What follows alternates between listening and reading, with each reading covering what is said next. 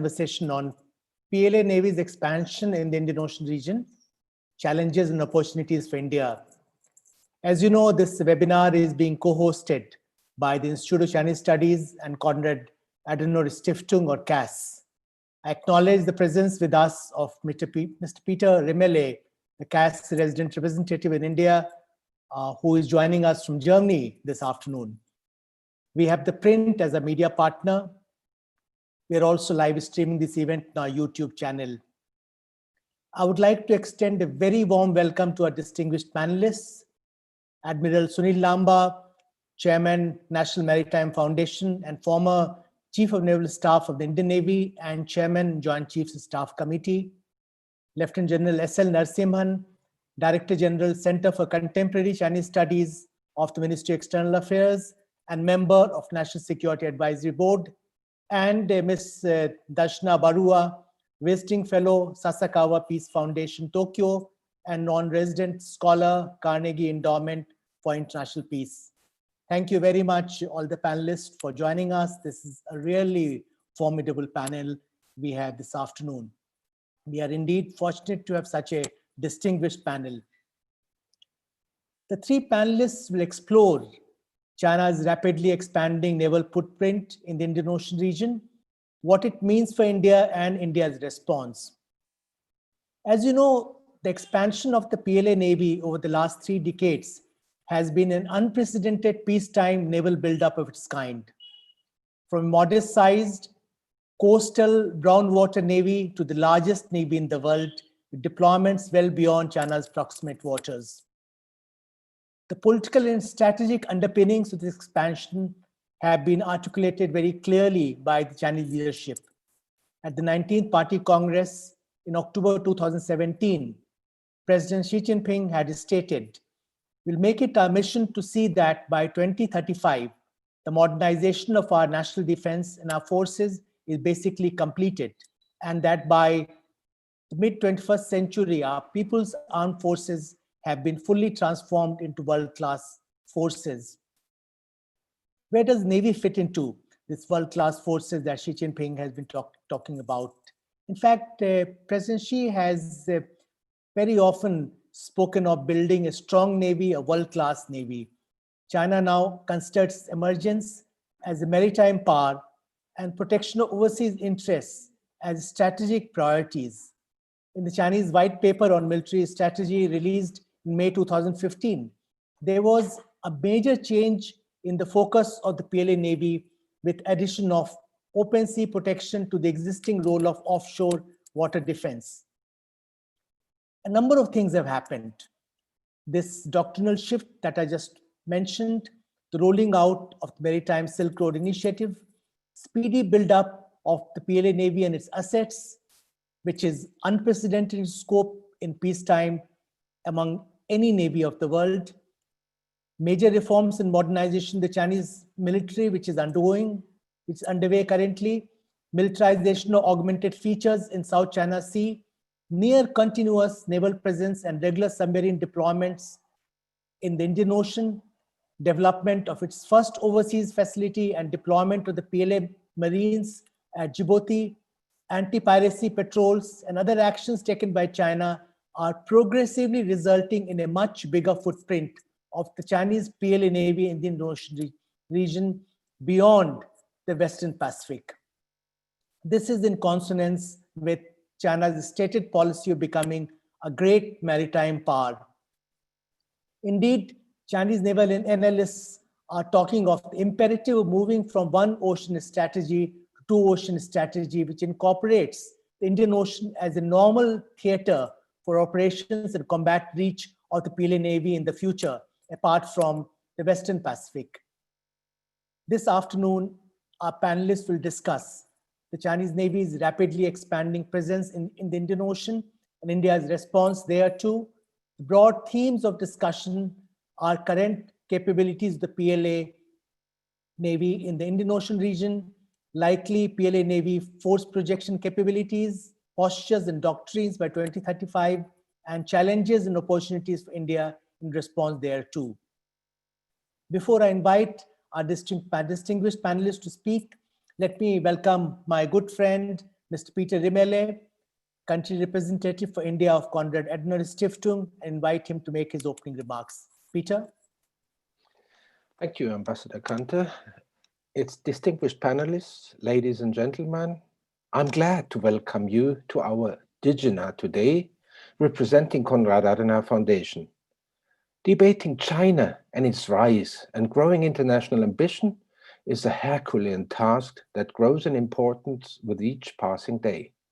I'm especially glad to talk about this topic with our esteemed partners at ICS and today's cast of guests who are all eminent experts in their own right. We have already successfully concluded a host of Diginas this year. Ambassador Kante mentioned them before, and I'm looking forward to extending this trend into the future. China's rise has been the dragon in the room. The term elephant is reserved for another country, as a looming reality for its more direct neighbors for the past decades, but their warnings went largely unheeded in the Western world. It was only in this and the past year when China's actions on the world stage became overtly aggressive that finally gave rise to the apprehension that it deserves in Europe and America. Falun Gong, Galwan, Hong Kong, Nepal, the South China Sea, Taiwan, Tibet, Xinjiang. It seems the People's Republic has managed to be the headline news in the past month almost as often as the various flamboyant remarks by the incumbent US president. Today, we're talking about China's footprint in the Indian Ocean and the wider Indo-Pacific, a topic that will very probably become the top news item of the near future.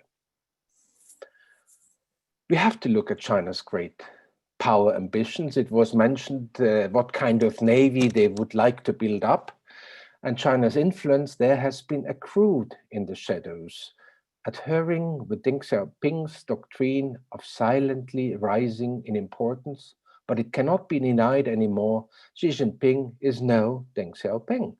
Under his leadership, China's global aspirations have been spelled out more clearly than ever before.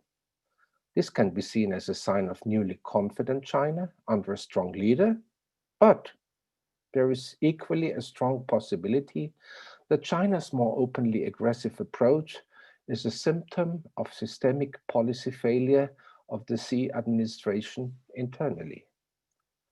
China's perceived enemies have caught on to its behavior and its strategies are not willing to be bribed or threatened into submission anymore.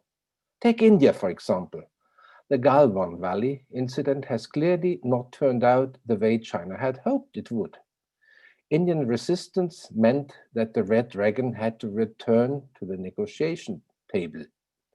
But in the meanwhile, it already has sliced another piece of the salami of Indian territory, which India is trying to get back. The same is true for China's behavior in the Indian Ocean. The communist giant has bought itself commercial and military access, thereby its tried and tested stealthy strategy of ensnaring loans and securing kind of near-colonial port rights. The string of pearls strategy is ostensibly the seafaring answer to the new Silk Road. But some think it is also a string intended to trap India and inhibit its access to sea. Here too, China has overplayed its hand, encouraging resistance and forcing it into a mere aggressive stance.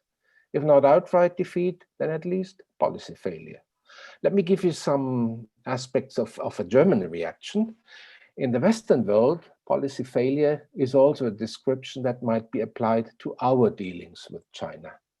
Change through rapprochement had been an effective German foreign policy during the Cold War, and as we are a primarily trade-oriented nation, believing in transmitting our values through intercultural contact comes almost natural to us.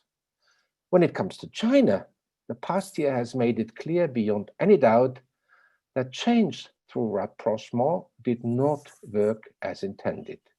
Chinese promises of opening up the restricted markets to German producers have always been only that, empty promises. Instead, trade with China has given the Chinese Communist Party access to German tech and research, either by willingly sharing or by outright industrial espionage. The Western idea that economy and politics are separate spheres does not work in China. Economic entanglement has not changed Chinese society, but it has given the regime economic leverage to threaten its Western partners in the political sphere. But again, I think China has overstretched. With its abysmal and divisive communication strategy during the corona crisis, it has squandered what little goodwill it was left with. On the back of a public backlash against Chinese foreign policy, the German government has redrafted its China policy and its outlook on the Indo-Pacific. Already in 2016, when Donald Trump became US president, Chancellor Angela Merkel remarked that Germany, and by extension Europe, would have to learn to rely on their own strength and pursue their own agenda. We believe that our vision for the Indo-Pacific is an inclusive one. Our new Indo-Pacific guidelines spell it out clearly, and you should see an image of them. They have just been released by our foreign ministry to ensure that the seas remain free and that every country has a chance at peace and prosperity. We are looking towards finding partners in the region to uphold a multilateral world order. We do not want a repeat of the Cold War, where countries had to pick sides.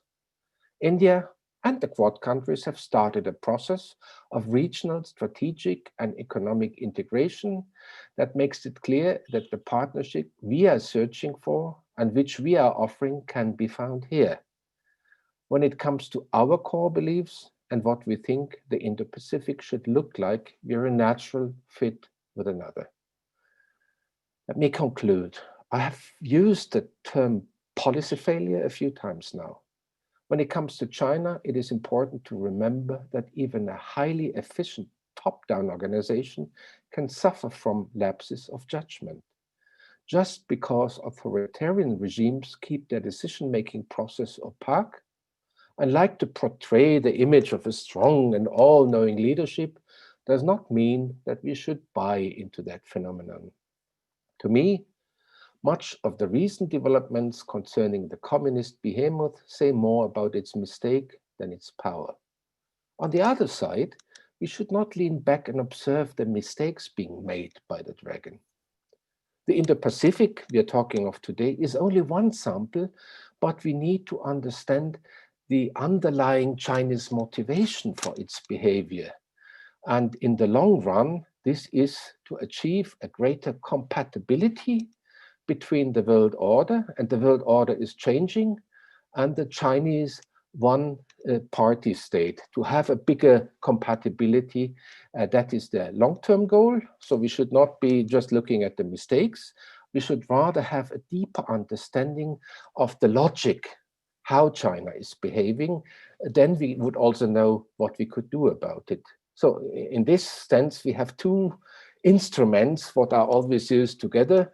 It is somewhere docking to something, DG. I think Ms. Kanter would have to correct my pronunciation. And it's the other one to have the power of argumentation, and this is Yunjin.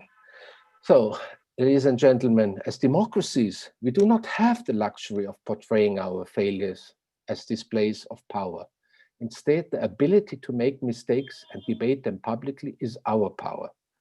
As the German Indo-Pacific guidelines show, we're able to adapt to new situations. And right now, the stars have aligned, so to speak, with the Quad, or just the 2+2 talks. There is growing phalanx of regional powers committed to a multilateral world order and free trade that shares our values. With public opinion on China at a world low, now it's the time to rebuild a credible alternative to Chinese influence in the Indo-Pacific. And so we could actively influence the shaping of a new rules-based world order based on the values we all believe in. Thank you very much. Thank you, Peter, for your frank, candid, and thoughtful remarks, highlighting certain concerns vis-a-vis China. Before I invite the panelists to make their opening statements, let me just explain rest of the program of this afternoon. For the next 30 minutes or so, we'll have opening remarks by our three panelists. After that, I'll have a short conversation with them. Thereafter, we'll have the Q&A session involving other participants. You may indicate your interest in asking questions to the panelists by using the raise hand option available at the bottom of the list of participants. Questions can also be sent to me through the chat option. Please do identify the panelist you are addressing your question to. Let me now turn to the panelists. Let me begin by inviting Darshana to make her opening statement. Darshana, as you know, is a young, talented, upcoming scholar who has made a mark as an expert on maritime security with a particular interest in the Indian Ocean region. Darshana, over to you. I'm requesting the three panelists to speak for about 10 minutes or so each so that we have enough time for Q&A session thereafter. Thank you, Ambassador.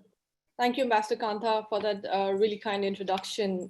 Thank you, ICS and CAS, for this opportunity to speak at this webinar. And it is a real privilege to be speaking alongside Admiral Lamba and General Narasimhan.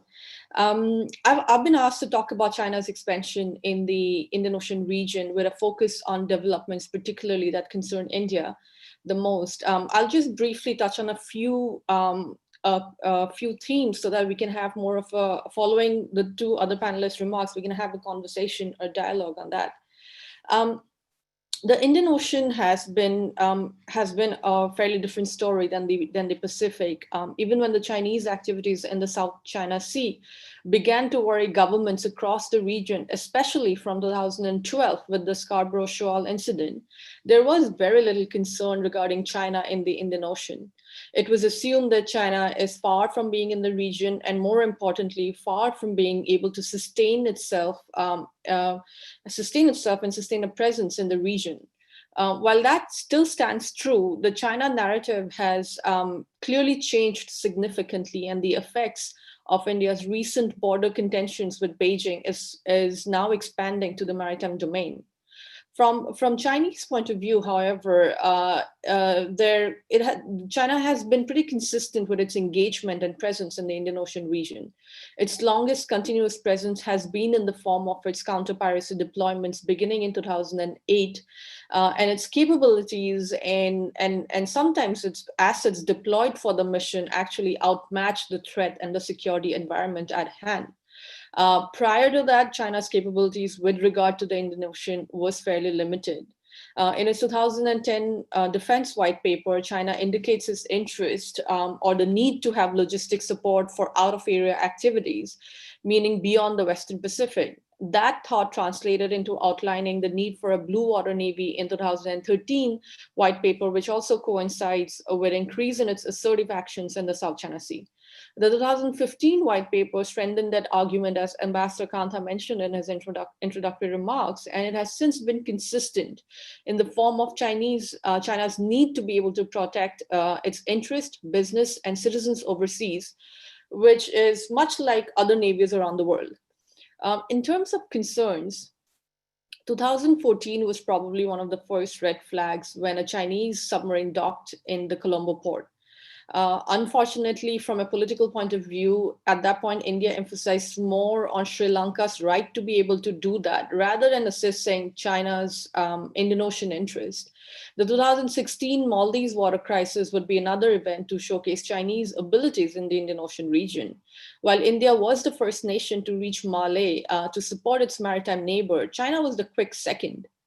The distance China had to cover was significantly more than India's, reflecting Beijing's interest and political commitment in establishing itself in the Indian Ocean region. The Belt and Road Initiative has been an umbrella project that anchors China's interest and presence in the region. With global ambitions, as Ambassador Kantha mentioned, there is no doubt that Beijing will have to sustain a presence in the Indian Ocean region and protect its sea lines of communications, its energy links with the Middle East, its trade in the Indian Ocean. In peacetime, it's harder for China to send its military blazing into the Indian Ocean. So much like we have seen through history, China as a nation with great power ambitions too has utilized commercial activities to secure its maritime interest. Flag follows trade. If China has considerable investments, citizens, and commerce in the region, which it now does, it has the justification and the justification and the reason to begin strengthening its foothold. To that end, we have seen China set up its logistic military facility in Djibouti in 2017, even though they had a policy of no overseas bases or military facilities. In terms of defense agreements or military sales with countries in the Indian Ocean region, China's strongest partners are Pakistan and Bangladesh, followed by Sri Lanka and Myanmar. However, its commercial and political engagements span across the Indian Ocean region, and to a great deal it has continued to engage with these countries simultaneously. In terms of a traditional security presence, China's military presence has been fairly limited. Its biggest challenge has been geography, which is India's strength as far as the Indian Ocean is concerned. Although China has stepped up its diplomatic, political, and strategic collaborations with the littorals and islands in the Indian Ocean region, geography is still a major constraint, and geography will play a key role in deciding the Sino-Indian competition in the maritime domain. For example, if we take the current scenario, the pandemic, COVID-19, the fact is China cannot reach any of its partners in the Indian Ocean region as quickly as India can, unless they have a sustained presence somewhere in the region, which would require a series of military facilities, bases, amongst other assets. Even in terms of evacuation of its citizens, we saw Beijing evacuating its stranded tourists from island nations across the Indian Ocean, such as Maldives, but they did not offer to use the same aircrafts in extending that assistance to stranded Maldivian citizens in Wuhan, China. We saw India undertake that operation, including students from Bangladesh and other countries. It is something that has played an factor in China's relationship. It is something that goes to speak about ties as far as the region is concerned. Similarly, we've seen India undertake a massive a mission in delivering essential food, medical supplies, even medical training units across the Indian Ocean, and India's assistance and outreach to the Indian Ocean islands and the Indian Ocean region outmatched China in its reach and presence as far as this pandemic is concerned. And it is of no surprise, again, because again, to a great deal geography. There is no ignoring the strength of geography, and that will play a crucial role in deciding Chinese strengths in the Indian Ocean region. However, China's approach is not purely military, and India's approach too would have to be a combination of non-traditional security issues and traditional security issues. For instance, China has managed to deepen its relationship with its subregions of the Indian Ocean region simultaneously, whether it's the Middle East, the eastern coast of Africa, or the Bay of Bengal. Most countries look at the Indian Ocean region in silos, and India has done the same traditionally. Most of India's Indian Ocean operations tend to stop with Seychelles, although that is changing and changing quickly. When the Ministry of External Affairs set up the Indian Ocean region division in 2016, it included Sri Lanka, Maldives, Mauritius, and Seychelles, but it excluded Madagascar and Comoros from the division, the only two other islands in the Indian Ocean region. That changed in 2019 when it finally included the two regions to kind of offer a holistic view or kind of a whole of region approach to the Indian Ocean region. China, in the meantime, has consistently reached out to African islands and Western Indian Ocean littorals where India hasn't been that strong in terms of training, whether it's police or law enforcement or Coast Guard, as well as political visits.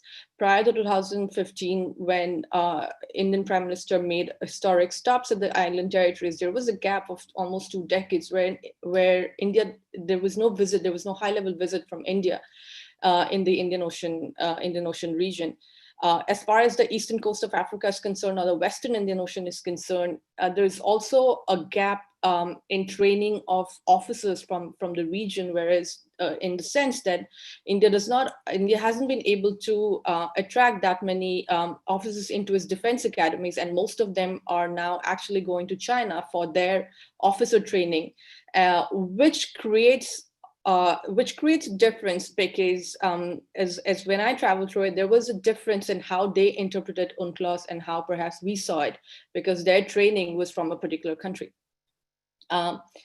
While it is important to trace China's movements in the Indian Ocean region, I believe it is also important to assess why the Indian Ocean region is welcoming China the way it has been doing so. Beijing has not gone around and imposed its initiatives and projects on the islands or the littorals. They have been welcomed. They have been able to do that because they have been welcomed, and they've been sought by these countries as an alternative power, as other security partner in the Indian Ocean region. Politically, India's approach toward the Indian Ocean region has been slightly relaxed due to the lack of a competition, especially prior to 2014 and 15. But that also created scope for misunderstanding and political mistrust amongst the island nations, which is something that India has to deal with now. China will continue to offer this assistance and increase its relationship and play into the dynamics in the Indian Ocean region, where the island nations are looking to seek or are seeking alternate security partners, or at least expand their partnerships. Going back to geography, which is also sort of my concluding point, China's operational experience in the Indian Ocean region has been fairly limited. In order to be able to establish a substantial presence in the region, it would need operational strengths that it will look to gain through exercises, trainings, and port calls. One of China's challenges in the Indian Ocean is maritime domain awareness in the Indian Ocean region. As it is for most nations, given the vast scope of MDA or maritime domain awareness missions. However, Beijing's approach has not necessarily been entirely military in nature. China has increased its surveillance and mapping exercises in the region, which is a concern to India. And these exercises do not come in the form of only military vessels, but more through scientific and fishing vessels, as well as hydrography missions. Given the dual nature of such exercises, it's hard to determine what exactly Beijing is doing in the region, but it is safe to assume that China is building on its underwater data and oceanographic mapping of the Indian Ocean region, critical for its submarine deployments along with other missions. As far as dual purpose ports are concerned, which fall under the Belt and Road Initiative and which has been a point of concern for many, I believe it'll be harder for China to just turn one of its commercial ports outright into a military outpost. It does have strategic significance though. China can definitely use these ports for non-traditional security issues, for humanitarian assistance and disaster relief, for scientific surveys, which carry strategic and military implications, even fishing rights. Something that China acquires widely in the region, especially in Southwest Indian Ocean, will carry more implications than a road or a bridge in one of the islands or littorals in the Indian Ocean region. In the immediate future, China's ability to gather information and increase its maritime domain awareness will decide what role it plays in the region and which ports can sustain such measures. MDA will be critical in China's Indian Ocean ambitions. And it's important to remember that creating MDA and gathering information does not necessarily have to be through direct military means. I'll stop here and I look forward to the discussions. Thank you, Darshana, for so cogently bringing out the evolution of Chinese Navy's presence in the Indian Ocean region, and also highlighting certain salient aspects of China's growing footprint in the region. I'll now move to General S.L. Narasimhan, who is one of our most respected China scholars. General Narasimhan will speak for about 10-12 minutes.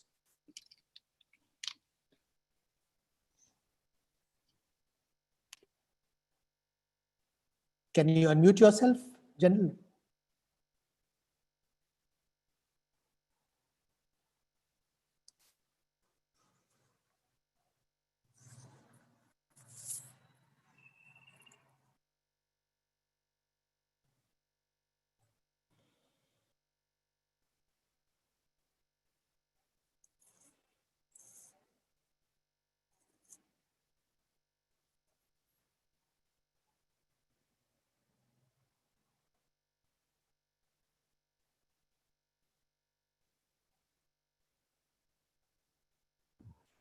Yeah, can you hear me now? Yes. Yeah, I'm just sharing this presentation so that I can share a few thoughts. First, at the outset, I would like to thank Ambassador Kant and ICS for giving me this opportunity to share a few thoughts with my dear friend Admiral Lamba and Darshana. I'm also a little nervous speaking to so many of the admirals of the Navy about the Navy of PLA. But then I also take heart from the fact that Admiral Liu Huaching was an army man who laid the roadmap for the PLA Navy. So to some extent, I think I can speak about a few issues related to the PLA Navy. I want to first get the numbers out. Basically, what happens whenever these force levels are matched, first thing people look at is numbers. And I for one never believed in numbers, basically because numbers are only one factor of any kind of combat power. So I'll just put this thing out at the first slide, and thereafter I'll speak about the strategy and other issues. Just give me a second. I think it has got some time to.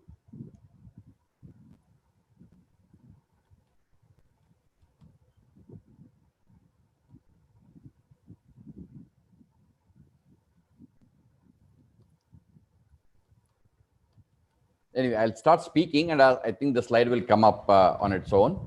Let me start speaking yeah, it has come up. Firstly, the aircraft carriers is the major thing that a lot of people talk about these days. At the moment, they've got two. One was a refurbished carrier, and the other one they built indigenously. And by 2035, they're expected to have either 4 or 5. As far as the destroyers are concerned, you can see the numbers: 55, frigates 60, and the numbers are already listed there. I'm not going to read it out. But in addition to that, for territorial kind of defense, they do have this Type 22, that is the Hubei class SWAT, that is a twin hull catamaran kind of a craft, which is about 80, and they have completed the construction of this series. Type 56 is the Jiangtao class frigates, corvettes. 55 to 70 are being planned. Almost they are in the middle of this number at this point in time. I'm sure they'll be able to complete it in good time as far as 2035 is concerned. These are the numbers. I just wanted to put it out. One of the reasons why the PLA Navy didn't actually venture out much into the Indian Ocean region in the earlier times is the lack of replenishment ships that they had. They had just about 5, about 10 to 12 years ago. They have made it to 15 now, and they're likely to go up to 20. This gives them the capability of the long legs, and also the anti-piracy task force task that they took up from 2008 onwards have given them this long legs capability over a period of time. As far as the strategy is concerned, active defense is a thing that was practiced from Mao Zedong's time. But active defense does not only mean for land-oriented strategy. It can also work out in the field of Navy. And it simply means that I don't have to wait for the opponent to launch the offensive or take the initiative. I can grab that initiative if I can. And that means that the first strike may be from my side. So this is simply put what active defense is there. So this is a strategy that can be used in the sea also. And this is one of the things I wanted to flag. Two ocean strategy, Ambassador Khan talked about. Basically, that involves the Pacific Ocean and the Indian Ocean. And for their far seas operations, first the South China Sea, then the West Pacific, and thereafter the Indian Ocean is what they are looking at. That is typically known as the two ocean strategy of the Chinese.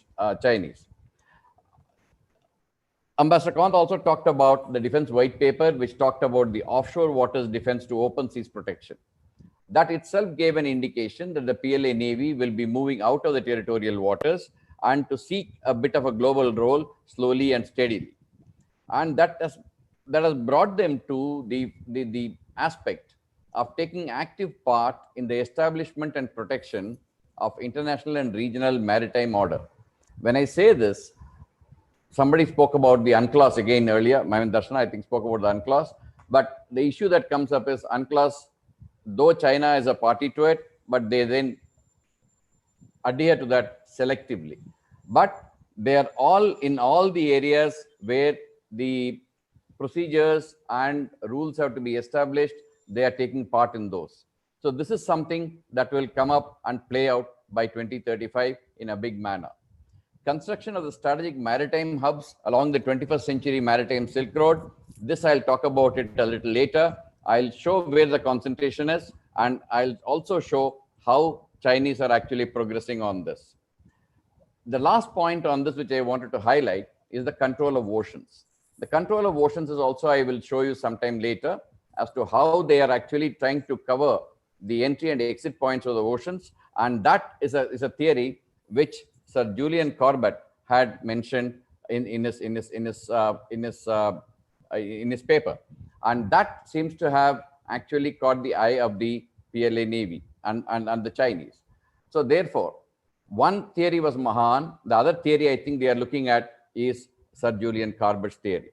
And that typically talks about control of oceans. So what does it indicate to us in terms of 2035?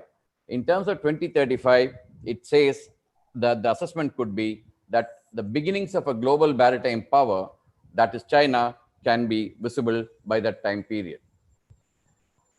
We all have talked about the first and second island chains. We all know that the first and second island chain has been discussed. Chinese have been quiet about the second island chain for the last about 8 to 10 years. I would say a little more, about 12 to 13 years. But the first island chain is constantly under mention. And even if anything that happens, they talk about the weaponry that they develop. Like, for example, the Tungfeng 26 missile that they develop is all targeting the second island chain. So this is something first and second island chains have been talked about. And my understanding is that once the first island chain gets fully under their control, they will start wielding the influence toward the second island chain. But interestingly, Andrew Latham speaks about third, fourth, and fifth island chains. Please have a look at this. Third island chain is encompassing Alaska, Hawaii, and New Zealand. Fourth island chain linking Pakistan, Sri Lanka, Maldives, and Diego Garcia. And the fifth chain extending from Djibouti on the Horn of Africa, past Madagascar to South Africa, and encompassing the Persian Gulf region. So slowly and steadily, what it tells us is that as the comprehensive national power and the power of the PLA Navy keeps increasing, the power is expected to extend its influence in various spheres. And from first to second to third to fourth, fifth chain, this is something that we may witness, but not by 2035, but maybe by about 2050 and beyond. So this is something that we can keep in mind. As far as the PLA Navy in the Indian Ocean region is concerned, Indian Ocean region so far has remained a strategic vulnerability for the PLA. I don't know how much of this Admiral Lamba will agree with me, but one of the reasons why China-Pakistan Economic Corridor, China-Myanmar Economic Corridor, and Kra Canal are being talked about. CPC and CMEC are in the works. Kra is, of course, some time away. But the issue that comes up is two things. One, on the eastern and the western side of India, you get two corridors coming into, one to Bay of Bengal and the other one to the Arabian Sea. And in addition, if Kra Canal comes up, then that Malacca dilemma, which Hu Jintao spoke about in 2004, will probably get overcome in some form or the other. So this is something that we can keep in mind. As far as the priority is concerned, priority for operations for PLA Navy at the moment until about 2035 is concerned, it is the South China Sea, then it will go towards Western Pacific and the Indian Ocean region. There can be questions on whether it will come to Indian Ocean region first or go to Western Pacific first. That is debatable. But these are the places where the PLA Navy is expected to exert its influence. The increase in the PLA Navy activities in Indian Ocean region will be clearly visible. The Anti-Piracy Task Force, as I mentioned earlier, has given it the opportunity to reach the Indian Ocean region approximately 7 years ahead of time. They were planning sometime around 2015 to enter the Indian Ocean region, but this Anti-Piracy Task Force, which got established in 2008, gave them that leverage of coming into the Indian Ocean region approximately 7 years earlier.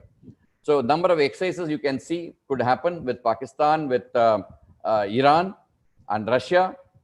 We saw the China, Russia, Iran exercise happening already. It could extend to other countries. Research vessels Darshana spoke about that are already being visible in the Indian Ocean region, and deep sea fishing is another one that we can see. So in all these activities, you will find the PLA Navy's role in it. As far as IOR is concerned, I personally feel it will continue to be important basically because a lot of trade of China flows through Indian Ocean region, which is going to be extremely important for it. Other factors for operations in Indian Ocean region could be the situation that's obtaining in South China Sea and the West Pacific, operations like anti-piracy, HADR, which Darshana mentioned again, and also the maritime infrastructure that PLA Navy is planning to create over a period of time. So in the next 2-3 slides, I'm going to mention how is this maritime infrastructure going to come up. As far as the other activities of the PLA Navy is concerned, I have listed them out. Basically, access arrangements, shore-based maritime reconnaissance, naval exercises, sale of naval platforms, thereby creating a dependency, and expansion of ISR facilities for supporting planned operations is something you can see. As far as the port acquisitions are concerned, I have put a map here, and the dots will tell you exactly as to where the China is concentrating on this. If you look at the concentration, you will find it happening in the Mediterranean and the European and Western Europe mainly. And in the recent past, you can see these are the kind of acquisitions that have taken place. And if you plot them on the map, you find the entry and exit points of Mediterranean are easily covered. And in addition to that, if you take on the other side, the Panama Canal is also owned by Li Ka-shing, who is a tycoon in Hong Kong, and Nicaragua Canal is also being worked on by the Chinese. So you find in all these places, you find a Chinese influence increasing. So far, Djibouti is the only place where they have said that it will be a logistics base for the Navy, but there are many other port acquisitions that are taking place, which at any point in time in future could be converted to a base to support operations. At the moment, they are all basically commercial, and at the moment, they are also giving preference to the Chinese commerce that is flowing through these ports and the berths that they have acquired. I'll stop here, and if there are any questions, I'll take it in the question and answer session. Thank you very much for your patient listening.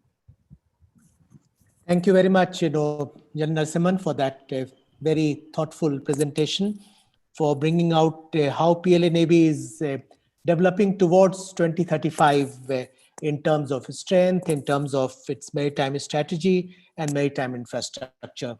I'm sure there'll be a lot of questions during the Q&A session. Now it gives me great pleasure to invite Admiral Sunil Lamba, one of the most respected naval officers and thinkers in the country. Admiral Lamba. Thank you, Ambassador Kanta. Good afternoon, ladies and gentlemen. It gives me a great pleasure to speak to all of you. I've been asked to speak on our response to PLA Navy's growing presence in the IOR, and including our role as the provider of security or the net security provider in the Indian Ocean region. General Narasimha has already covered you with the data sets of what is the number of PLA Navy ships.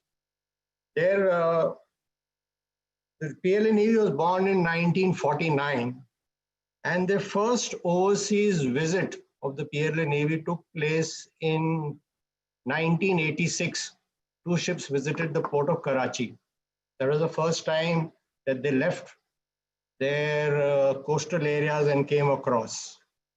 There has been a near permanent deployment since December of 2008 in the form of the anti-piracy escort force, and at the moment the 35th anti-piracy escort force is operating in the Gulf of Aden.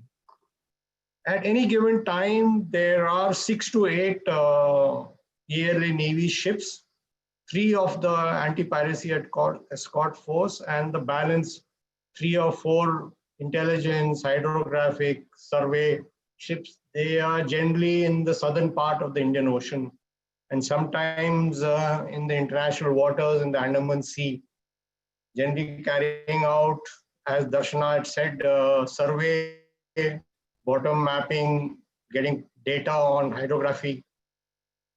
So this is a general pattern of the deployment. The largest numbers in the Indian Ocean was in July, August of 2017. I think that was more of a coincidence where you had one escort anti-piracy at coast force, another one coming to relieve them, and a force of 3 ships going all the way to the Baltic Sea to excise with the Russian Navy. So at that particular point of time, for almost say about 40 days, there were 14 to 16 ships. The submarine deployment started off in 2013, and they generally deployed 2 submarines in a year for a period of about 3 months. And they continued that till the beginning of 2018. And after that, there is no known deployment of the Chinese Navy submarine post that. And between 2015 and say end of 17, the PLA Navy was all over the world. The anti-piracy at coast force, after finishing out their tenure in the Gulf of Aden, would generally make a trip to Europe. One group went all the way around Africa. One group went to Europe and then went across to the United States. But post 2017, all this has stopped, and the escort force finishes the tenure and generally heads back home. So their deployment across the world has come down post 2017. What have we been doing about it? One is whenever, since 2007, the Indian Navy has been mission deployed. We have a ship permanently deployed in the mouth of the Malacca Straits in the in the Andaman Sea. There is a ship on permanent deployment in the Gulf of Aden. And periodically, there are ships deployed in the Northern Arabian Sea going into the Persian Gulf, Bay of Bengal, and the Southern Oceans. So there is near permanent presence in the 2 main ingress and egress routes of the Indian Ocean, along with the long-range maritime patrol aircrafts, which fly on a daily basis to generate a maritime domain awareness. So there is ample opportunity and inputs whenever there is a deployment of Chinese Navy ships into the Indian Ocean region, whether they are coming through the Malacca Straits or the straits in the Indonesian archipelago. And the PLA Navy ships have always been greeted by a naval ship or the Boeing aircraft and say, hello, welcome to the Indian Ocean. And an eye is kept on them and they're monitored, say like whenever a ship is deployed at least once in 48 hours, a P-8 Boeing goes and updates the position. So they are tracked and an eye kept on them. So we know what is going on, where they are deployed. Okay. The other is General Narasimha made a whole mention of the investments in ports. Ports don't make bases. Ports is a facility which you can use to carry out, say, operational turnaround. But as push comes to shove, you need to have facilities in this port to support ships. So at the moment, the only facility they have overseas is in Djibouti, and they have gone and made a jetty of almost 335 meters, which can also dock their future aircraft carrier if and when they deployed to the Indian Ocean. If and ever their intelligence or a hydrographic ship has entered a EEZ, those ships have been formatted upon by naval ships and been escorted out of our waters. This has happened twice in the last couple of years. So this is what has been our response. We know what they are up to, what their deployments are, including when the submarines were deployed. They were on a couple of occasions, they were detected and tracked by both the aircrafts and the ships. Now coming on to our role as a provider of security or net security provider. There are a number of points where we are providing security. I think the most basic of them is training. This has been an ongoing issue which has been going on for decades. And at any given time, we almost have 1,000 personnel, both officers and sailors, from over 30 odd countries training with us, the largest numbers being from Sri Lanka. There are some African nations also from the East Coast, Kenya, Tanzania, who also come and train with us. But I agree with Darshana, there is a capacity constraint of how many overseas trainees we can get. One is the physical infrastructure and the other is the support under the ITAC program from the MEA. Other is building capability and capacity of maritime forces in the Indian IOR. This has been in the form of gifting of ships, which has been done to Maldives, Mauritius, Seychelles, including Sri Lanka, and opening lines of credits to different countries like Vietnam, and they have ordered a whole lot of fast patrol crafts which are being built in India. The latest being the lease of a submarine to Myanmar. So this is not only capacity, most important is capability of operating those platforms, that is in the form of training. We also send mobile training teams to countries like in a big way to Myanmar, to Kenya, including Oman. So that is on the training capability and capacity. We also provided maritime patrol aircrafts, and there is a permanent deployment of a Donia aircraft with crew in Seychelles.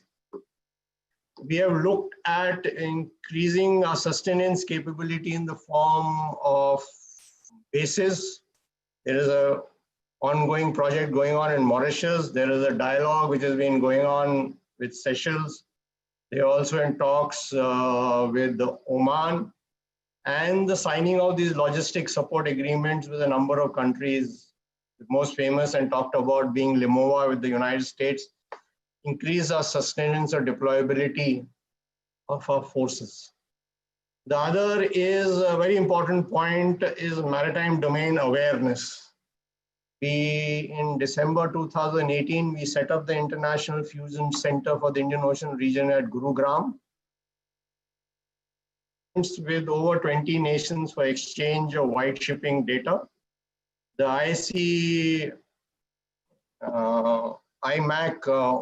IOR publishes a monthly update, which is now available on their website, freely downloadable by anybody. And a classified version is given to a whole lot of agencies in New Delhi. So, and we have helped set up coastal radar chains with a number of island nations like Sri Lanka, Maldives, Mauritius, Seychelles, and we are in dialogue also with other countries to set up coastal radar chains which can feed into generating a comprehensive maritime domain awareness. And I think the most important is our engagement with maritime forces in the form of exercises. I think one of the important ones was Milan, which started in 1996 in Port Blair. Initially, it was 6, it is now grown, and unfortunately, in 2020, we had planned as a multilateral exercise, over 42 navies had been invited and 30 had accepted. But unfortunately, that had to be cancelled because of COVID. It was to take place in April at Vizag. I'm given to understand it is now being planned in 2022. Other exercises, we do a whole lot of exercises. We do coordinated patrols with our eastern neighbors, with Bangladesh, Thailand, Indonesia, Myanmar. Also, we go and patrol the EEZ of island nations in the form of Maldives, Seychelles, and Mauritius. Once in 6 months, the ship goes and spends about a month in their waters, embark their crew, and I think I've taken my 10 minutes. I think I'll stop here. So basically, we have got a comprehensive engagement policy. And in 2015, the Indian Navy and the MEA finally came out with a defense diplomacy document, got both MEA first and then MOD on board, where he identified priority areas. Priority areas was the Indian Ocean region. Priority 2 areas was the extended this thing. I won't talk about Quad and Malabar and all that is beyond the Indian Ocean region. If there are any in the Q&A, I'm more than willing to take that. I'll stop here, Ambassador Kanta. Thank you very much. Thank you. Thank you very much, Admiral Lamba, for those very insightful remarks on India's response to China's growing presence in the Indian Ocean region, and also bringing out India's role as net security provider in the region. Now, I will use my prerogative as the chair to pose some questions to three panelists. Since the time left is rather short, I can ask only 3-4 questions. Let me begin with Admiral Sunil Lamba, then I'll turn to General Narasimhan, and then finally to Darshana. Admiral Lamba, General Narasimhan in his remarks talked about some of the drivers of or motivators behind China's naval expansion in the Indian Ocean region. One can argue that China's expanding footprint in the IOR is linked to its vulnerabilities in terms of its economic interest as the largest trading nation and the need to secure sea lanes of communications in the context of well-known choke points in the ocean. Alternatively, one can suggest that China's presence derives from its great power ambitions, which cannot be achieved without being a great maritime power as well. Or it could be a combination of two. How do you read China's motivations when it's expanding its presence in the Indian Ocean region? And what is India's assessment in this regard? See, if we go back in history, no country has become a great power without being a maritime power. You can take Portugal, Spain, France, Britain, and United States. So the Middle Kingdom has decided that it is going to be a global power, and to be a global power with building influence, it has to be on the back of maritime power. The same case is with us. If we aspire to be a regional power or a global power, we have to focus on maritime power. Without that, it is all talk and bluster. So one of the main motivations of their developing the Navy and all is to be a global power, which on the back of maritime power. The vulnerabilities in the Indian Ocean region of China is not going to go away. Whether you have CPEC linking Xinjiang with Gwadar, or you have the linking in Myanmar, you build the Kra Canal, they're dependent, being a net security importer, almost 65–70% of the oil is going to go through the Indian Ocean region. And whatever oil pipelines you may build, like even the one in Myanmar to Kunming, you cannot, at best, it has a capacity of some 300 million barrels. It only replaces some 24 or 30 tankers that's going through the Malacca Strait. So this vulnerability in the Indian Ocean region is going to be there for them throughout. And their aspirations to be global power is going to be based on development of maritime power, and you can see the way the investment they have been making in the Navy. No Navy has grown at this pace in the last, post the Second World War. They are commissioning between 12 to 18 ships in a year. And out of that, there are 4 or 5 frigates and destroyers being commissioned every single year. This is unmatched anywhere in the world. The number of ships they have commissioned in the last 7–8 years is more than the combined strength of the Indian Navy, French, Spanish, German Navy put together. That is the kind of buildup which is taking place, and it is here to stay. General Narasimha has projected their buildup, which is going to go to 2035. But the mute point is, how many assets can they deploy to the Indian Ocean? Our analysis, which we carried out a couple of years back, at best you can have about 70% availability of ships. Others will be in refit, undergoing workup training.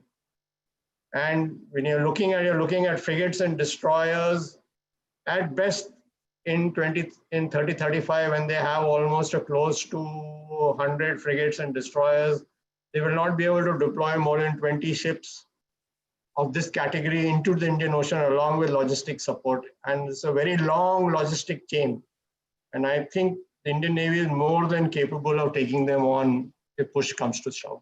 I think I'll stop here. Thank you. I have one more question for you, Admiral Lamba. You know, as the PLA Navy expands its presence in the Indian Ocean region, what are the potential areas of conflict between PLA Navy and Indian Navy? Do you anticipate standoff situations between the two navies in the Indian Ocean region?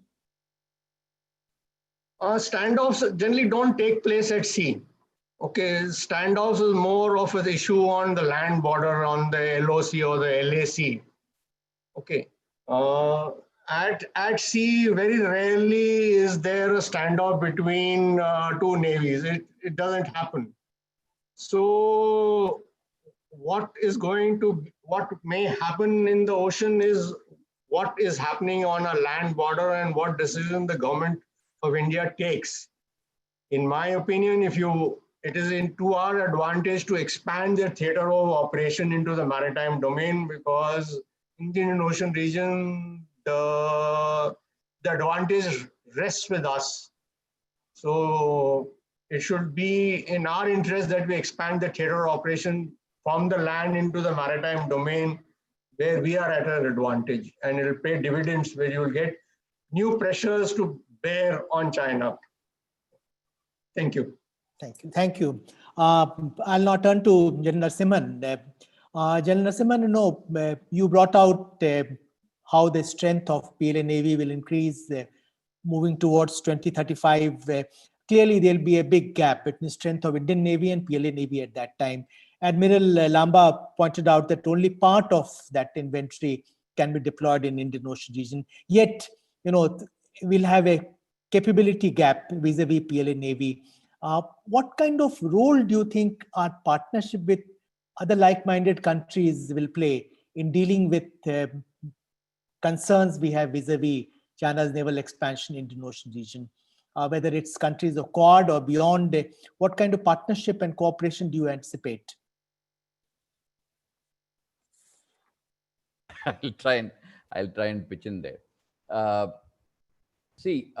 way I see that role developing is, it will be in terms of more of a support system than of a physical kind of a cooperation. I mean, I would say a cooperation that could come into play in terms of, say, maritime domain awareness, in terms of information, in terms of intelligence, in terms of other capabilities. They may be helping each other, but I don't think physically all the four countries coming together to form something against China. I think that is a bit far-fetched. I don't think that happening. But in terms of other cooperation, you saw BECA being signed, you have Kamkasa, which has been signed, you have the other LEMOA that has been signed. Those support systems will come into play, but I don't think a physical kind of thing that's I think is a little far-fetched. Okay, I have one more question for you. This is regarding China's force projection capabilities in the Indian Ocean region, and specifically, in terms of the way PLA Marines, the Marine Corps is being developed. There has been the first deployment of Marine Corps in Djibouti. How do you see this aspect developing in future, moving towards 2035? There are two aspects to it. One is, we have seen three things concerning the Marine Corps. When this reform started taking place in 2016, the PLA Navy had typically two Marine brigades. That's all they had. At the moment, we expect them to be having 6 or 7 fully formed Marine brigades. When they said that they are going to reduce 300,000 troops from the PLA, we also saw a corresponding increase in something like Marine Corps. The plan, as we have been observing for some time now, is to increase this Marine Corps to about 100,000 strength. If that is the case, that actually plays into the power projection mode. PLA Marines are actually supposed to be doing this power projection part of it. The second aspect that we have been noticing is that even the Marines have been going and doing training in their strategic training areas in Xinjiang and northern part of Xinjiang. So there seems to be another role that is being given to them. So the issue that comes up is the Marines' role is still evolving. That is something we can see. Marines are meant for force projection. That is also we can see. The third thing is, for any kind of power projection like this to take place, as Admiral Lamba brought out, is the requirement for bases. I'm fully in agreement with him when he says that the commercial ports can't be actually be used as logistic basis for supporting naval operations on a long term. But my problem is, Djibouti, when they acquired, they said it is not going to have any kind of naval role. They said it is just going to be for replenishment and things like that. Slowly, they are converting that into a base. So if such a thing can happen in fully Chinese-owned base ports over a period of time, if they are able to develop, then you will find the basing facilities coming up in many places. For example, Port Piraeus of Greece, it is 100% owned by them. So in such places, if they can create the bases, then you will find a global presence of PLA Navy increasing. Again, I'm actually ambivalent as far as this is concerned, whether it will happen by 2035. I'm not sure of that. I don't think that it's too early for them to start operating in that manner. But given the time frame of 2050 and beyond, we need to be prepared to see PLA Navy operating in many seas of the world. So that is the point I was wanting to convey. Thank you. Thank you. Let me now turn to Darshana. Darshana, you are working on a book about the significance of strategic islands in Indian Ocean region. Which of these countries are likely to cooperate with China in its expansion in the IOR, and at what level? And to what extent these countries will become arenas for India-China rivalry? Thank you, Ambassador Kanta. I think there are a number of aspects to it in the sense that there is first of all, I don't think so the islands are looking to kind of offer a particular base to the Chinese. I think they're very concerned about the whole issue of sovereignty. In fact, they want to make sure that it doesn't become a battleground for India and China or even US and China. But at the same time, it also offers them an opportunity to able to kind of able to use this as an opportunity to get to address their own security concerns. So that is one thing. I mean, if you look at the Indian Ocean islands, there has been a change in the way they identify, and it's remarkably different than almost a decade ago. They don't identify as much as the South Asian country or an African nation anymore. It's more like an Indian Ocean nation, because a number of countries looking to coordinate or cooperate with Indian Ocean nations will become are much more than the number of kind of world global engagement with just South Asia or with Africa. In terms of islands that might become, I mean, Sri Lanka and Maldives, of course, are a main concern because of its proximity to India. I think Maldives has been in concern. We've also seen some politically difficult time in Sri Lanka and Maldives in recent times. But I think this is going to be consistent across the Indian Ocean region. We're not looking, there hasn't been so much attention in the Western Indian Ocean. If you look at Madagascar, if you look at Comoros, they are doing a lot more in terms of collaborations. Even the diplomatic presence is pretty good in the Western Indian Ocean and these island nations. And there is a lot of historical baggage for all of these countries, even for the Western Indian Ocean, where France is the primary kind of security partner. There's a little bit of historical baggage where they acknowledge that they cannot work without France, similar to Sri Lanka and Maldives, where they acknowledge that you cannot work without India as a partner. But there is a move to make sure that India and France are not the only countries you are completely dependent on, that you expand your security partners across the region. And that does not necessarily have to mean China. But the issue is, at this moment, that is what is available. They are very keen to engage with other countries, Japan, Australia, even there's a lot of engagement from EU, but the concerns are different. The security concerns are different. The way they define security challenges is very different than the way we define security challenges. Their security challenges are illegal fishing, disaster, blue economy, trafficking, climate change, and those are the concerns that they have. So you see a lot of them working with World Bank, with Norway, with Scandinavian countries and others to kind of adopt that. So that's what I meant when I said in the remarks that somewhere our approach to the Indian Ocean region also has to be a balance between non-traditional security issues and traditional security issues.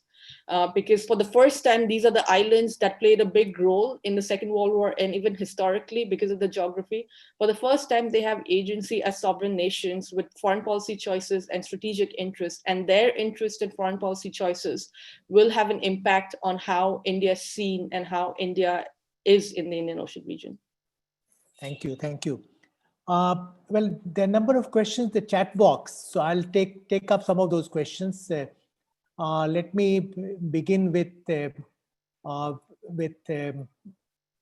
Moomin Chen. He has a question which I'll request Admiral Lamba to respond to. He is inquiring how will India prevent China from turning Hambantota port in Sri Lanka into a logistics supporting base? When this agreement of the lease of 99 years was signed between Sri Lanka and China because of non-payment of the dues, there was an agreement which India and Sri Lanka had, that Sri Lanka had assured that Hambantota will not be used by the Chinese Navy or for any facilities or for supporting a base. So that was the stand which was there then. Now, I think it will be the engagement between India and Sri Lanka and working together. That is the only way we can ensure that Hambantota is not converted into a logistic hub for the Chinese Navy. As things stand, Sri Lanka has assured us that it will not be done. But what happens in the future will only tell. Thank you. There's another question again for Admiral Lamba from Amrut Godbole. Amrut would like to unmute and ask the question directly. I can read his question if you want. I can answer it. Yeah. He's talked about the Maritime Information Sharing Technical Agreement. We already have a signed agreement with the United States on sharing of white shipping data, and two-way exchange of information is also taking place now. I think this is now, as far as my memory goes, about 2.5, 3 years old. Now, Maritime Information Sharing Technical Agreement is now for classified information. And that dialogue has been going on. With the signing of COMCASA, kits have been exchanged where now you can talk directly between the two navies and there is a flow of information, or you can say intelligence also taking place. So I'm quite sure it's just a matter of time before this Maritime Information Technical Agreement is signed and there is a two-way flow of information between our two countries. And it will help us, both the United States and us, to have a more comprehensive maritime domain awareness of both the Indian Ocean and the larger Indo-Pacific. Thank you. There's another question by Commodore Anil Jaisingh. Commodore would like to ask you a question directly. And please also identify the panelist you are addressing your question to. Thank you, sir. I think my video is still muted, but I think I'm audible otherwise. My question is to both Admiral Lamba and General Narasimhan. So protecting the slogs in the Indian Ocean once the BRI is up and running will definitely give China the excuse to have a permanent planned PLA Navy presence in the Indian Ocean. Not that they won't have it otherwise, but this gives them a legitimate excuse to be there in substantial numbers. And they've already made it quite clear that eventually they are going to position a carrier battle group in the Indian Ocean region. Given this sort of a presence and the requirement for adequate logistic support to keep these ships there and be able to sustain them, wouldn't they try and convert some of these ports which they have developed under the BRI in some of the countries which are favorable to them into logistic support facilities? May not be full-fledged naval bases, but definitely logistic support facilities for the ships to operate, for maintaining them, essential repairs, change of crews, etc., etc. Narasimha, you want to go first? Yeah, I can do that. This was the thrust I had when I spoke earlier regarding the acquisition that they've been doing.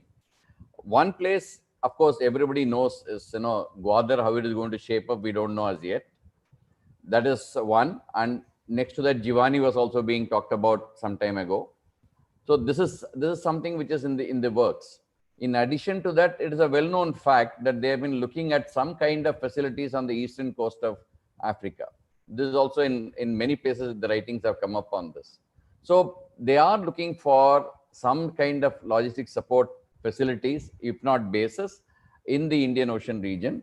And it will be only prudent for us to take that on board and think that at some point in time, there will be the presence of the PLA Navy and the logistic support bases will be available in the Indian Ocean region. There is also a connected question regarding the aircraft carrier.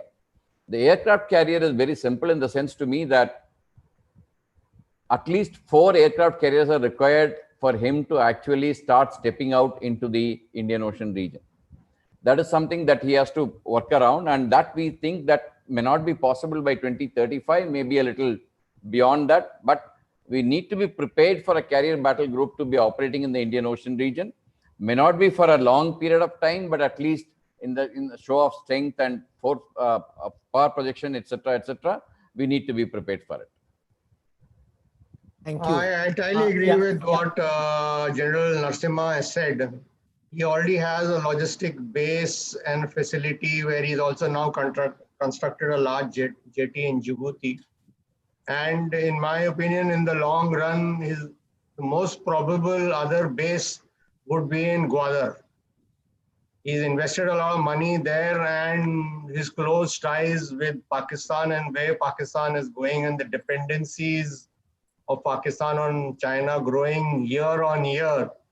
So I think in the long run, you may have a base facility in Gwadar. East coast of Africa, it's still an open thing where now the East Coast African nations have also realized that there are no free lunches with all the Chinese aid which is coming to them. Coming on to there's also another question which I think AVM Bahadur had put on the CBG. I think China is a long way away from operationalizing the carrier battle group. The basic punch of the carrier is the air wing. At the moment, they don't have enough aircraft to put on both their present aircraft carriers, and whatever flying operations have taken place from the carrier has been by day when the carrier has been tethered close to an airfield ashore. So they've only been doing diversionary flying from the carrier by day. The effectiveness of a carrier is when you can do non-diversionary flying, that is, you have no airport or airstrip available nearby from the carrier. That means the aircraft who is launched from the carrier has to come back and land on the aircraft carrier. He can't go and divert to another airstrip ashore. And I think the Chinese Navy is a long way away from doing non-diversionary flying by day, and doing non-diversionary flying by night is a different kettle of fish. Because you need the carrier, you need a qualified crew, you need a reliable aircraft where you can do non-diversionary flying by day. And so I think they're still decades away from operationalizing their air wing of the carrier battle group. And before they can do that, it's not going to be deployed outside their home waters. Thank you. Thank you. We are running out of time, so we'll be able to take another question or two. Colonel KK Venkatraman wishes to ask a question. Colonel, can you unmute yourself and ask the question? Sir, how do the proposed defense reforms in India address the PLA Navy threat in the Indian Ocean region?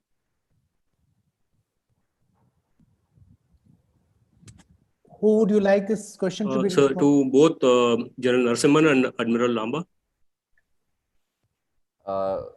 Admiral Lamba, can you go first on this? You should be better prepared to answer this question. There can't be any specific defense reforms to take on a particular navy. I entirely agree with you that we need an overall reform of higher management of defense in the country. The steps have already been taken place at the moment with the appointment of the Chief of Defense Staff and the formation of Department of Military Affairs. More than that is you need a higher defense organization at the apex level, where the CDS and the 3 service chiefs have a regular meet with the political leadership of the country. At the moment, the CDS or the service chiefs, they cannot be members of the CCS, and all other bodies which are there, the political leadership is absent in them, where the CDS and the chiefs are members. What we need is a body where the CDS and the service chiefs and the political leadership sit on the same table.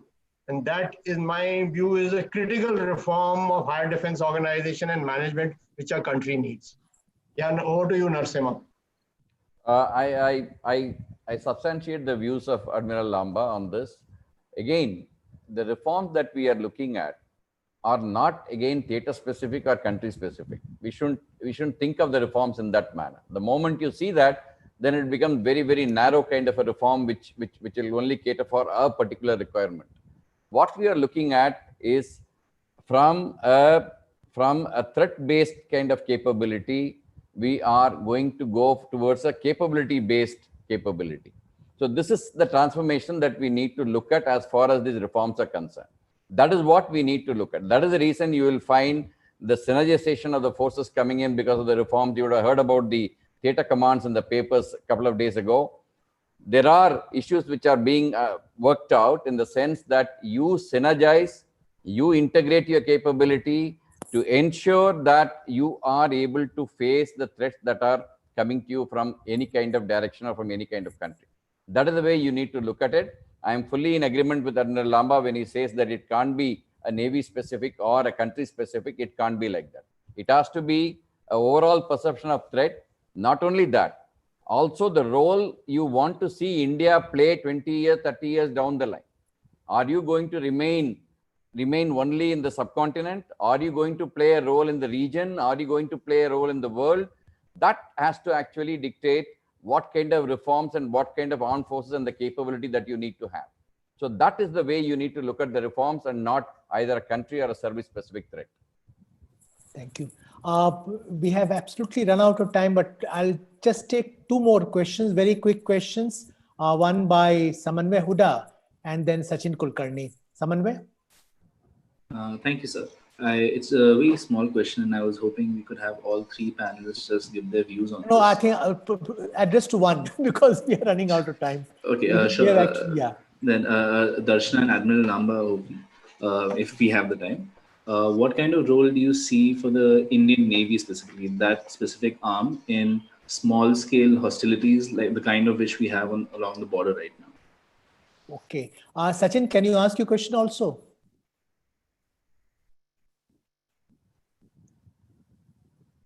Sachin Kulkarni? Yes, sir. So my question is, China is providing 8 Yuan-class submarines, AIP submarines to Pakistan. It's also providing 4 Type 54054 Alpha multi-role stealth frigates and many more naval platforms and equipment worth $7 billion.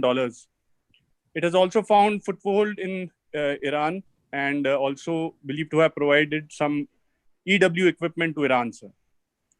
So my question is, sir, do you see some kind of nexus or collusivity forming between China, Iran, and Pakistan with covert support from Turkey and also maybe Russia? And what would be the implications for India in the IORs with this kind of collusivity? Your views. Admiral Lamba would like to start, and then I'll request General Narasimhan and then finally Darshana. Final remarks. Regarding the naval platforms which China is supplying to Pakistan, one is the surface force are just there to replace very old platforms which are there in the Pakistan Navy at the moment. So the overall numbers of their surface force is not going to grow with the supply of these 4 frigates. The 8 Yuan class AIP submarines will make a difference of sea denial capabilities which Pakistan have, and taking in the hydrology which is there in the North Arabian Sea, they will pose a challenge. But we are now investing a great deal in anti-submarine detection capabilities in the form of additional Boeing aircrafts, and also finally, after a very long gap of 30 years, multi-role helicopters which play a critical role in anti-submarine warfare. 24 of them are now being inducted into the Indian Navy. So I'm quite confident that we will be able to take care of this threat. Regarding the collusivity between Pakistan, Iran, Turkey, China, Russia, yeah, it's a big game. The world, there is a strategic uncertainty in the world. And I think the 3rd of November is going to make a great deal of difference in case you have a new president in the United States and what tack the foreign policy initiatives are taken by the new administration. If President Trump continues, then things are going to be very different in the world in the next few years, because Iran and Pakistan have their issues. I don't know whether they're going to be bedfellows. I think the jury is out. Narasimha, you can throw more light on it. On the question of I will not talk about the supplies that the equipment that is being supplied from China to Pakistan. I think Admiral Lamba has covered it in a good amount of detail. When the exercise took place between China, Russia, and Iran off the Persian Gulf, that was the time when we also started looking at whether this could expand to include Pakistan at some point in time. So this is something which is open as yet. We have not actually closed that gap as of now. The second thing is Russia and China are coming closer to each other basically because there seemed to be a common adversarial relationship with the USA between all the 3. So therefore, you find Russia and China getting closer, China and Iran also getting closer, and this is a combination that is now developing, and we need to keep watching this further. As far as the collusivity is concerned, even in the recent standoffs in Ladakh, this question kept coming up once and time and again. It kept coming up whether there'll be collusivity, etc. And there were also some vague kind of pictures and all started coming up by Y-20 aircraft landing in Skardu and other places. So while the equipment support, moral support, diplomatic support will definitely be available to each other from China and Pakistan, we still don't see them coming so close that they'll be able to launch some kind of an operation together at the same time. Even if they do, then I'm sure there are enough plans available in the armed forces to take care of that kind of a scenario. Only one point I wanted to make as a closing remark, what Darshana said, that the countries were willing to invite China to invest in those countries. I would request you to please look at Bangladesh. I would request you to please look at Myanmar. I would request you to look at some other countries which actually were not so much attracted towards this kind of investment. They have been extremely careful. There have been pushbacks to Chinese investments. Those things also you need to take into account when you deal with this region. Darshana? Yes, thank you. Thank you, General Narasimhan. Absolutely. I just quickly 2 points on the point of the Iran, Saudi Arabia, China. You can actually also see that across the Indian Ocean islands, there's a lot of projects that China is doing in terms of in collaboration with Saudi Arabia. There's also the religion angle with Comoros and Maldives as far as Saudi Arabia is concerned. So, and Russia is quite engaged with elections in Madagascar and political environment. So I think there is a little bit of interest, and these countries are also within the top 5 nationalities that form tourism to the island nation. So in terms of if you're looking at really collaborations between these countries, I think that's something that can be looked into. Just one question, I think that was addressed in terms of what kind of a role the Indian Navy can play in small scale hostility along the border.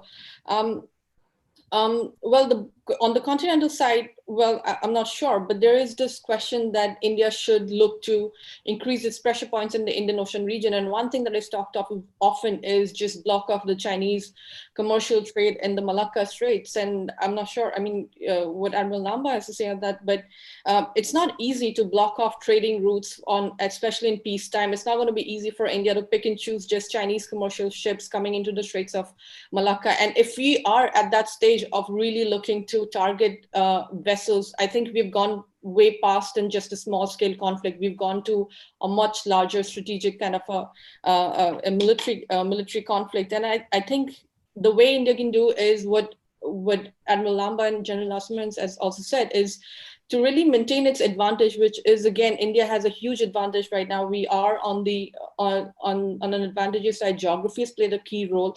We have signed a lot of logistics agreements. We've signed a lot of key foundational documents which can be used creatively. Not to kind of, with all due respect, I think maybe Navy at times has been ahead of the MEA when it comes to thinking about the region at large, simply because, you know, there are continental threats and the political class has to think about it from imminent threats point of view. The focus to the Indian Ocean has been really new from an MEA and political point of view. It's as new as almost as the last decade, but from a Navy's point of view, it has been longer. And I think there has been a little bit of catch up to do on that. And we're seeing that happening right now. But I think ultimately it'll depend on what the political class wants, because we are a democracy, and ultimately that decisions will be taken in the halls of South Block. Thank you. Thank you. Thank you. We still have, many questions in the chat room and also raised hands. Unfortunately, we have absolutely run out of time, so I'll have to bring this webinar to a closure now.